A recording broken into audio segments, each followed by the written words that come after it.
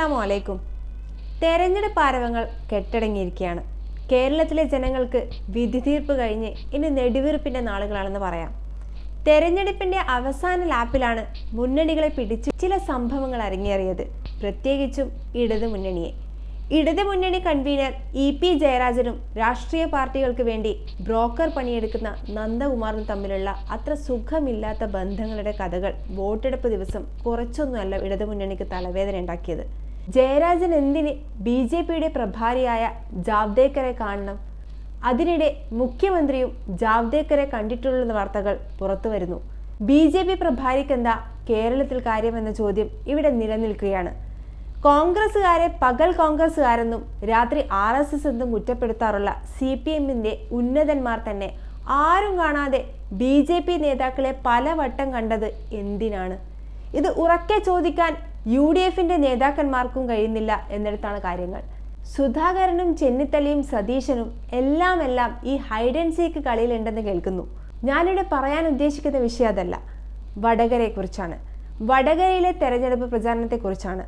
നമുക്കറിയാം, ഈ തെരഞ്ഞെടുപ്പിലെ ഏറ്റവും സ്റ്റാർ കോമ്പറ്റീഷൻ എന്ന് പറയുന്നത് വടകരയായിരുന്നു. പ്രചാരണത്തിനും ജനങ്ങളുടെ പങ്കാളിത്തത്തിനെല്ലാം രണ്ട് മുന്നണികളും മത്സരിച്ച ഒരു മണ്ഡലം കേരളത്തിൽ വേറെ ഇല്ലെന്ന് തന്നെ പറയാം.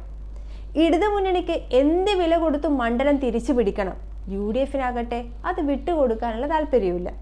വടകര മണ്ഡലത്തിൽ UDF എന്ന് പറയുന്നത് RMPയുടെയോ ലീഗിന്റെയോ വോട്ട് ബാങ്കുകളാണ്. കോൺഗ്രസ് ഏറെയൊന്നുമില്ലെന്നർത്ഥം. ശൈലജ ടീച്ചർ എന്ന ഇടതുമുന്നണിയുടെ ഏറ്റവും സ്റ്റാർ കാൻഡിഡേറ്റിനെ തന്നെയാണ് വടകരയിൽ നിർത്തിയത്. ടീച്ചറെ സംബന്ധിച്ചിടത്തോളം പാർട്ടിയുടെ പരമ്പരാഗത രീതികൾക്കപ്പുറത്തേക്ക് പ്രചാരണം നടത്താനുള്ള ശേഷി വടകരയിലില്ല. അതൊക്കെയും ഇന്നുള്ളത് RMPയോടൊപ്പമാണ്. പഴയ SFIക്കാരും CPMകാരുമെല്ലാം ഇന്ന് RMPയാണ്. പുതിയ തലമുറയും RMPയോടൊപ്പമാണ്. പാർട്ടിയുടെ ഈ ബലഹീനതയാണ് CPMകാർ മറ്റുള്ള വഴികൾ കണ്ടെത്തി വോട്ടയടക്കാൻ ശ്രമിച്ചത്. അത് പക്ഷേ ഏറ്റവും കൈവിട്ട കളിയായി പോയി എന്ന് പറയാതെ നിവൃത്തിയില്ല. അത് പറയാൻ കാരണം CPM ലീഗ് സംഘർഷങ്ങളുടെ ഒരു ചരിത്രം വടകര മണ്ഡലത്തിനുണ്ട്. പക്ഷേ ആ ചരിത്ര സാഹചര്യം ഇന്ന് നിലവിലില്ല എന്നിടത്താണ് CPMന് പിഴവ് സംഭവിച്ചത്. വടകരയിലെ CPM ലീഗ് സംഘർഷങ്ങൾ വർഗീയത എന്നതിലുപരി സാമ്പത്തിക അസമത്വങ്ങളുടെ ഒരു ബേസ് അത്തരം സംഘർഷങ്ങൾക്ക് കാരണമായിട്ടുണ്ട്. ഇന്ന് ആ കാരണങ്ങളില്ലെന്ന് മാത്രമല്ല, അത്തരം ചീപ്പ് ഇമോഷൻസിനെ മാനിപ്പുലേറ്റ് ചെയ്ത് വർഗീയതയുടെ കുപ്പായം ഇടിക്കുന്ന തലമുറയും ഇന്നില്ല. ഇവിടെയാണ് CPMന്റെ ഓൾഡ് അങ്കിൾസ് പഴയ കളികളുമായി രംഗത്തിറങ്ങിയിരിക്കുന്നത്. Notice കൊടുത്താലൊന്നും വോട്ടാവില്ലെന്ന് uncles. നിങ്ങൾ ഇനിയെങ്കിലും മനസ്സിലാക്കണം. നിങ്ങൾ കുറെ കൂടി അപ്ഡേറ്റ് ആകണമെന്നാണ് ആ മണ്ഡലത്തിലെ ഒരു സാധാ വോട്ടർ എന്ന നിലയ്ക്ക് എനിക്ക് പറയാനുള്ളത്. ശൈലജ ടീച്ചറെ കാഫിർ എന്ന് അഭിസംബോധന ചെയ്തുകൊണ്ടുള്ള വാട്സപ്പ് ഫോർവേഡുകൾ ആരുടെ സൃഷ്ടിയാണെന്ന് ചിന്തിക്കാനുള്ള ചോറൊക്കെ മലയാളി കഴിച്ചിട്ടുണ്ട്.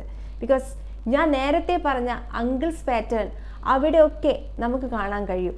സോഷ്യൽ മീഡിയയിൽ ഉന്തിമറിക്കുന്ന ലെഫ്റ്റ് പ്രൊഫൈലുകളിൽ ഷാഫിയെ തൊഗാഡിയ ലെവൽ വർഗീയവാദിയാക്കാനുള്ള ശ്രമങ്ങൾ ഇന്നും തുടർന്നുകൊണ്ടിരിക്കുകയാണ്. ദീപാ നിശാന്തിനെ പോലുള്ള ഹൈ പ്രൊഫൈൽ സാംസ്കാരിക പ്രവർത്തകർ പോലും ഇത് ലീഗുകാരുടെ വാട്സപ്പ് സൃഷ്ടിയാണെന്നാണ് തെറ്റിദ്ധരിച്ചു വെച്ചിരിക്കുന്നത്.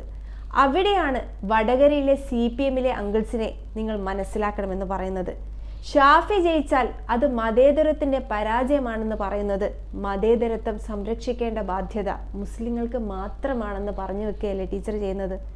ഇനി ഷാഫിയുടെ പേരിലുള്ള വാട്സപ്പ് ആര് സൃഷ്ടിച്ചു എന്നാണ് ചർച്ച. അങ്ങനെയാണെങ്കിൽ ഇത്തരം കുരുട്ടുബുദ്ധികൾ ആരാണ് മുമ്പ് പ്രയോഗിച്ചിട്ടുള്ളതെന്ന് നോക്കിയാൽ മാത്രം മതി. എന്താ ചരിത്രം ഓർമ്മയില്ലേ? തലശ്ശേരിയിലെ ഫസൽ വധം. ആരായിരുന്നു കൊലയാളികൾ നമുക്കറിയാം. പക്ഷേ CPM എന്താ ചെയ്തത്? ഫസലിന്റെ ചോര പുരണ്ട വസ്ത്രം RSSന് മേൽക്കോയ്മയുടെ മേഖലയിൽ കൊണ്ടിട്ടു. രണ്ട് സമുദായങ്ങൾ തമ്മിൽ തല്ലുന്നത് കാണാൻ അല്ലേ? അവിടെ തീർന്നോ? TPയെ കൊല്ലാൻ കൊട്ടേഷൻ ഏൽപ്പിക്കുമ്പോൾ കാറിന് പിറകിൽ മാഷാ അല്ലാ സ്റ്റിക്കർ ഒട്ടിച്ചു വിട്ടത് കേരളം മറന്നിട്ടില്ല. അവിടെയും കലാപം തന്നെയായിരുന്നു ലക്ഷ്യം. എന്താ കൈരളി TVയിൽ ബ്രേക്കിംഗ് വന്നതൊന്നും നമുക്ക് ഓർമ്മയുണ്ട്. ഇസ്ലാമിക തീവ്രവാദികളാണ് TPയുടെ കൊലയ്ക്ക് പിന്നിലെന്ന ബ്രേക്കിംഗ് ന്യൂസ് അവിടെയും തീർന്നില്ല.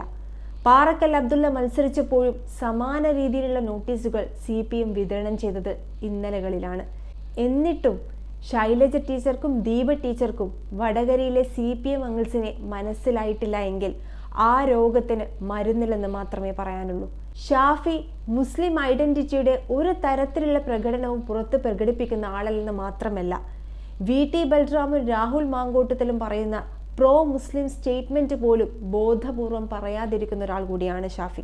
സെക്യുലറിസത്തിന്റെ കൺസിസ്റ്റൻസി ഒരു കാരണവശാലും ചോദ്യം ചെയ്യപ്പെടാനുള്ള ഒരു സാഹചര്യവും കൊടുക്കാത്ത ഒരാളാണ് ഷാഫി. അവിടെയാണ് ഷാഫിയെ പോലും നമ്മുടെ പഴയ അങ്കിൾസ് ഓൾഡ് ജനറേഷൻ കളികളുമായി ഒരു തെരഞ്ഞെടുപ്പിനെ നേരിട്ടിരിക്കുന്നത് പറഞ്ഞാൽ ഒട്ടും അപ്ഡേറ്റഡ് അല്ലാത്ത വടകരയിലെ അങ്കിൾസിനോട് സഹതാപമുണ്ട്. ഡിയർ അങ്കിൾസ്, മുസ്ലിങ്ങൾ കാഫിർ എന്ന് ആരെയാണ് പറയുന്നതെങ്കിലും മനസ്സിലാക്കാനുള്ള മതവിദ്യാഭ്യാസമെങ്കിലും നിങ്ങൾ നേടിയിരിക്കണം. അല്ലെങ്കിൽ നിങ്ങളുടെ വാട്സപ്പ് സൃഷ്ടി കണ്ടിച്ചിരിക്കുന്ന ഒരു തലമുറയാണ് ഇന്നുള്ളതെന്നെങ്കിലും നിങ്ങൾ മനസ്സിലാക്കണം. പാർട്ടി അന്ധതയുടെ കിണറിൽ നിന്നും നിങ്ങൾ കരയിലെങ്കിലും ഒന്ന് കയറിയിരിക്കണം. എന്നിട്ട് ലോകത്തെ കാണണം. കാരണം ഇടതിനെ ഈ നാടിന് ആവശ്യമുണ്ട്. ഈ നാടിൻ്റെ പുരോഗതി നിങ്ങളെ കൂടാതെ അടയാളപ്പെടുത്താൻ സാധ്യമല്ല. അങ്കിൾസിൻ്റെ ക്രൂരതകൾ എത്രയൊക്കെ ഉണ്ടെങ്കിലും ഇടതിൽ ഒരു സ്നേഹം ഈ നാട്ടിലെ മുസ്ലിങ്ങൾക്കുണ്ട്.